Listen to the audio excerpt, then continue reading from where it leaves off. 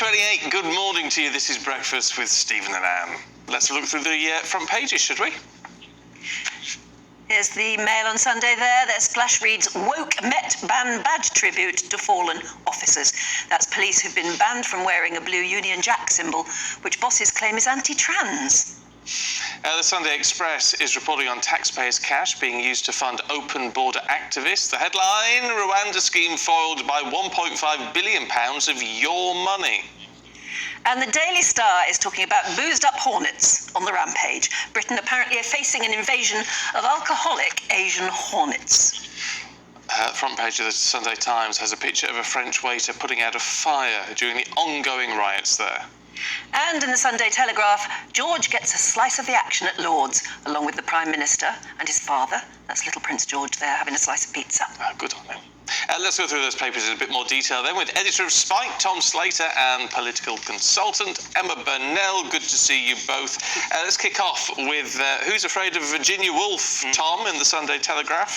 Well, apparently the American publishing house Vintage is afraid of Virginia Woolf. They've added one of these trigger warnings, one of these disclaimers that we keep seeing slapped on all kinds of different authors, particularly to The Lighthouse, Virginia Woolf's 1927 novel. It reads, this book was published in 1927 and reflects the attitudes of its time. Apparently they're doing this with pretty much every old book that they're putting out. There's also an Ernest Hemingway book which has apparently been slapped with the same warning. And just this constant, really patronising, kind of Philistine, I think, attempt to constantly try and warn people about particular novels. What's interesting about this one is, as try as they might, no one can work out what attitudes it is that they're actually talking about. This particular story is about a kind of family holiday, effectively. But if you're going to read Woolf or Hemingway, you sort of know that already, don't you? I mean, the idea that people who were writing almost a century ago might not have been completely up to speed with our views on all kinds of various social issues. I think most people know that. And yet, what worries me about this is it's kind of encouraging people to always approach anything that was written more than 5 minutes ago with a kind of sense of caution, which surely is going to, in some ways, close people off from what could be really brilliant reads for them. And it's just the fact that it's now almost a blanket measure, I think, shows you how bad it is. Well, we should try and get the view of Emma Woolf on that one, who so often does our papers. She's a, I don't know, granddaughter or great niece or something or other. Yeah. I mean, the problem with this is there are books that if you have them as a set text, for example, and I'm thinking about The Clockwork Orange, brilliant book. Absolutely everybody should read it. It's quite hard work to read because a lot of it is written in a slightly odd language. Or The Handmaid's Tale. I did The Handmaid's Tale at A-level. It's one of the best books I've ever read. I adore it. But it covers incredibly dark topics. Yes. What the problem with these trigger warnings is, for me, is that they're on everything, so they're on nothing, really. Yeah. Ultimately, you're not going to be, if they're so ubiquitous, then people just start skipping past them rather than thinking about, okay, I'm going to approach this book in a particular way because I'm aware of what the topics it's covering are. So it doesn't feel like it's helpful to the people it purports to be trying to help. It's better than editing words out, though, isn't it? I think there's definitely an improvement upon that. But one thing that I think is worth saying about trigger warnings as well is that the psychological literature, and there's been a lot of writing about this, suggests that even for people who have like PTSD and so on, this kind of cotton wool approach is not necessarily useful either. So, as ever, these things come in with good intentions, but I think the upshot of it is just to encourage people to be very wary about reading books, which is surely not a good thing to happen, No. Well, I'd pick up something with a trigger warning, Yes, but Just you'd read the book then, trying to figure out why or... Can you imagine the trigger warnings on a Jilly Cooper or a Jackie Collins? You've got to hope it's extremely triggering. Otherwise, I may write to the publisher and complain. Yes, this didn't offend me at all. I wasn't triggered enough by this book. Emma, to Sun on Sunday, looking at France. Yeah, I think it's the 5th day of violence and riots. I think over 1,000 people have been arrested. It may be slowing down, but it doesn't appear to be stopping. Not much, apparently. And there are, there are two stories here. There's the current very, very violent and scary situation in France and what may happen in order to try to quell that. There are the longer running stories of long running tensions between the French police, which have often been extremely heavy-handed, in particular when it comes to ethnic minority communities. And that's been a huge long running sore in French society for quite some time.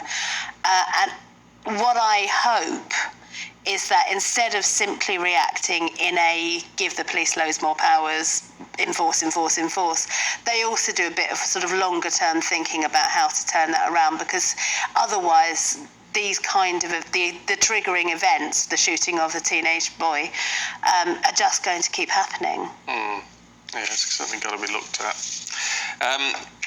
We're talking about protesters a lot this morning and these new rules and regs. And oddly enough, we were just saying, weren't we, this morning, what about Swampy? Yeah.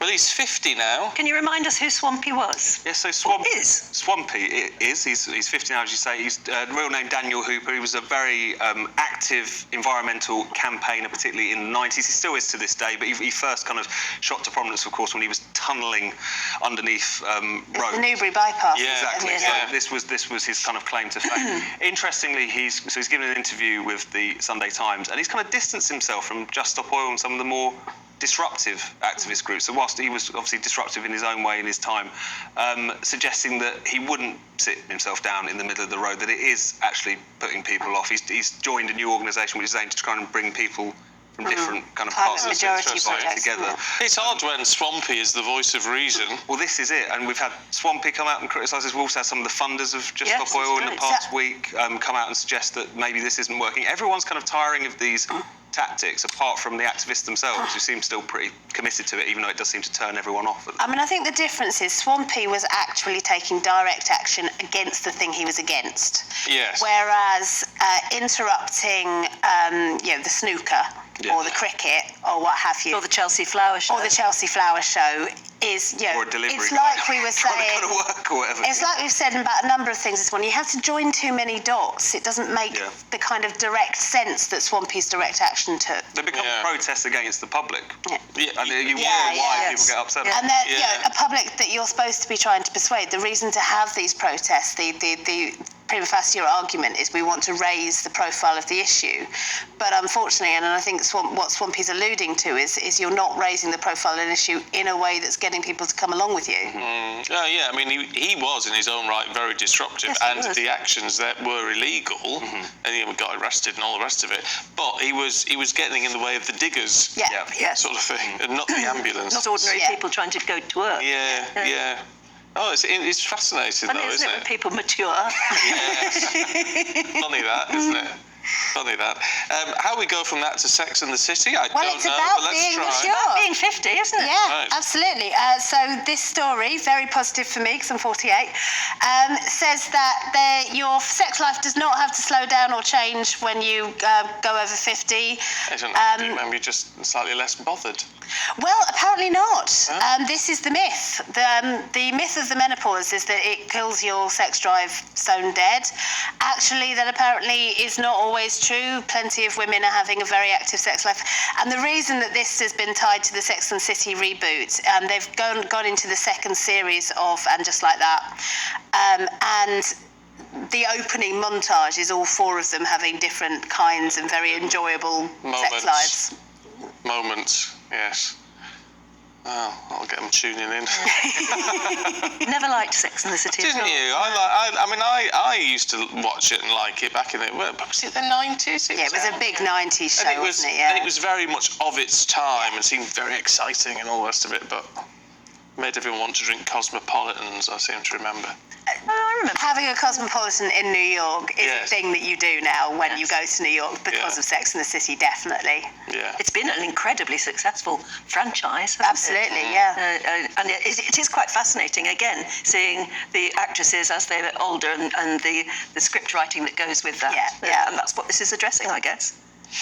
Yes. Well, I don't know what else to say about that one. No. So on Sunday, Tom, we're avoiding taking our pets to the vets. Yeah, so 2/3 of pet owners are putting off taking their pets to the vets. Obviously, cost of living crisis, concerns about the expense, and also resorting to some quite dare I say, kind of reckless attempts to make up for that by, for instance, giving animals human medicine. If they've What? done so. Shouldn't do that. You know, also self-diagnosing your own pets. I mean, I get that things are difficult out there, but you're not just going to be able to work out by having a look at them what might be ailing them. No. It's another reminder, though, about how all kinds of things can go haywire when people are faced with the.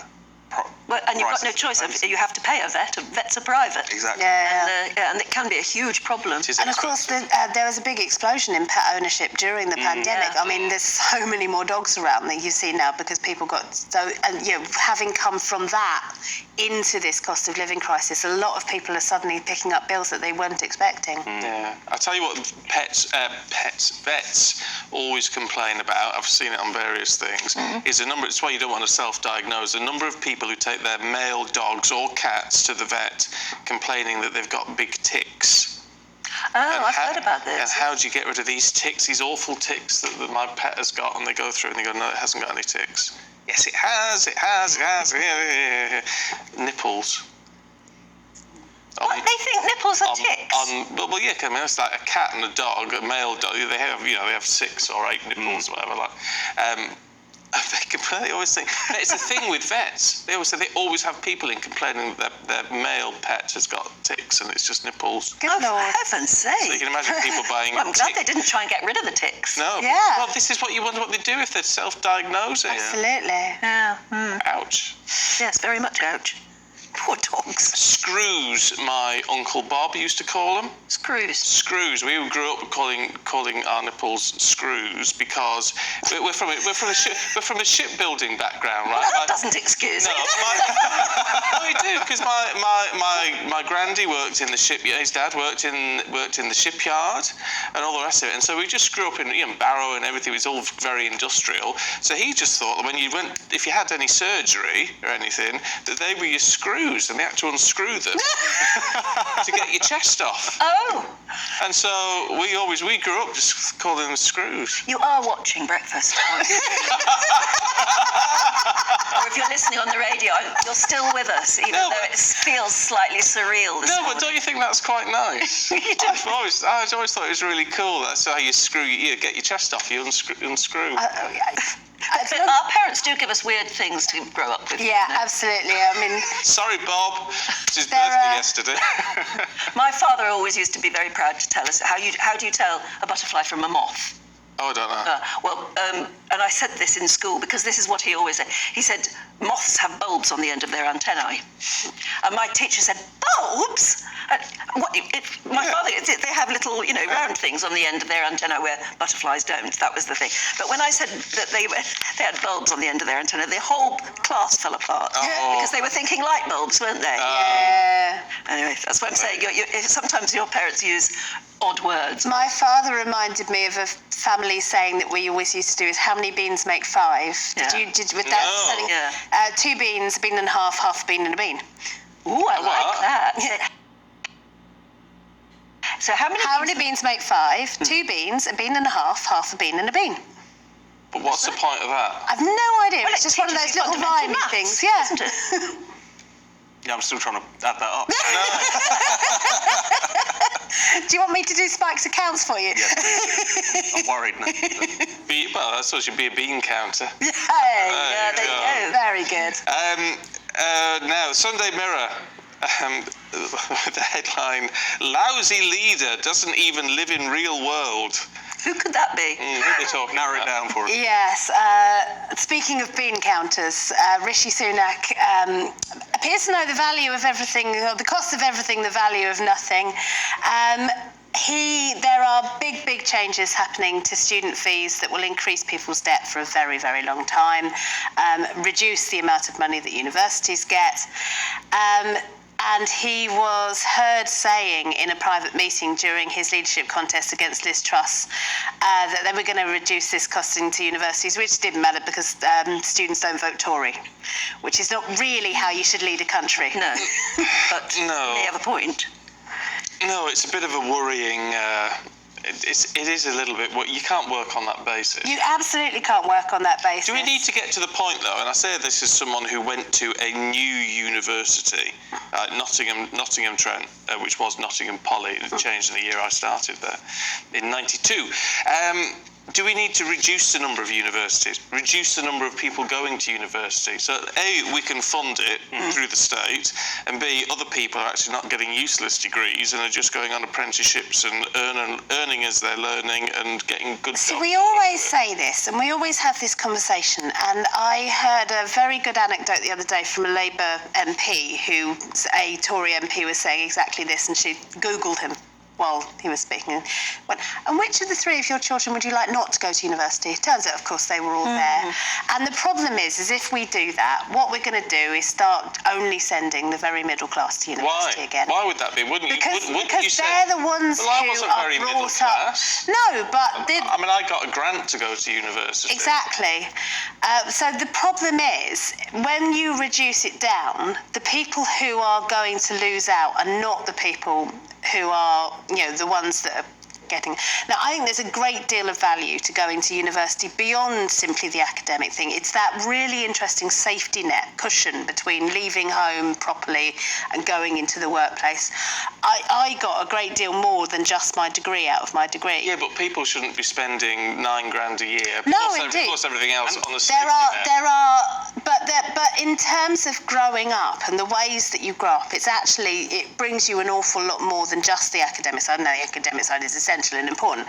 I don't disagree with you. We should have more routes into things like apprenticeships and value those much higher. And if that was if we went that way round, so that we actually made apprenticeships much, much more valuable, much more valued, then we might not see those academic routes being completely hogged by the sharp-elbowed middle class. And that might be the best way to do it. I mean, I never went to university, but I did an apprenticeship for a newspaper. And that was as much of an education and an education, but also an experience. It was tremendous fun learning on the job. We went on block release to college as well to learn some of the basics. But and there were a bunch. I wasn't the only one. There were there were a couple of others. So but those good apprenticeships are quite. Some of them are brilliant. The Rolls-Royce apprenticeship scheme is literally the Rolls-Royce of apprenticeship schemes, but some of them are less so, and we're seeing a lot of abuse of the system. They have been neglected because there was this push to get almost everyone into university, and I think that was always the big mistake. You had people going to university who might have been better suited to going into, if you end up with a kind of useless degree that you're now heavily in debt for, no one really benefits from that whatsoever. No, because it's not actually increasing your earning potential or anything else anymore, is it? And you're not necessarily learning that much either. You're not. And the dropout rate is high too. It's indeed, and people go to university because they feel they have to. And it's not what they want. And that really sets people back. I think when they kind of feel compelled to go, but then actually it's a mismatch for them. And also, as a consequence of this, we've just ended up with a society which is only really placing certainly kind of cultural value on people who go to university. But that's why I say that what we need to do first is change the way that we do apprenticeships. Yeah, it is that point. If you haven't been to university, you're looked down on rather than being sort of looked up on if you have been. Absolutely, and just making sure that we have different routes into the workplaces. Too many jobs that could be done by non-graduates are only now graduate jobs. And too many. But there is also, I remember when the big degree that everyone said no one should be studying was media studies. Actually, there is very little that's more important in the world that we live in with misinformation and disinformation than understanding a bit about how the media works. Yeah, I think people go into media studies for the wrong thing. That's quite possibly true. They think they're going to be used even. Well, people do. They think it's a way to get into it, which is why they set up the degree that I did, which was broadcast journalism, to actually get into journalism. No, and I did a master's in journalism, but I did it 20 years after I did my first degree. But it was great actually going back and studying properly as opposed to the way I did when I was a teenager. But it was difficult, wasn't it, going back? I did it at Birkbeck, which is an evening university, so I could do it around working, and it was brilliant. I remember saying to my course leader, I said, I'm that mature student that all the 19-year-olds hate. And he said, what do you mean? I said, well, I do all the reading. Yeah. So what did you do, Tom? I did English literature at Sussex, but it's funny because we do at Spike, we involved with basically a kind of summer school programme for state school kids in London to come through into journalism. And the one thing they always ask is, what degree do I need to do? What degree do I need to do? And it's always the point is you don't need to do a degree. The number one thing is actually getting out there and getting the experience. Yeah. That's the thing that will actually secure you future employment. But there is this tendency, even with something like the media, where they assume it has to be a graduate profession. Not necessarily, although there are, as you were suggesting, broadcast journalism courses, NCTJ. Well, there are, but you know, I've done very well out of that degree, and I loved it. Had a great time, and it did open some doors. But where I got most of my experience was, you know, from 18 onwards, getting up at the crack of dawn and going into Trent FM to write bits of copy for the team there, and doing all that. And that's where I got my experience, because I didn't go out the weekends. I just went to work. Yeah. That's the way to do it, I think. That's the way to do it, yeah. Anyway, if you've got any experiences you want to share, let us know, gbviews@gbnews.com. Thank you, Emma. Thank you, Tom. Good to see you this morning.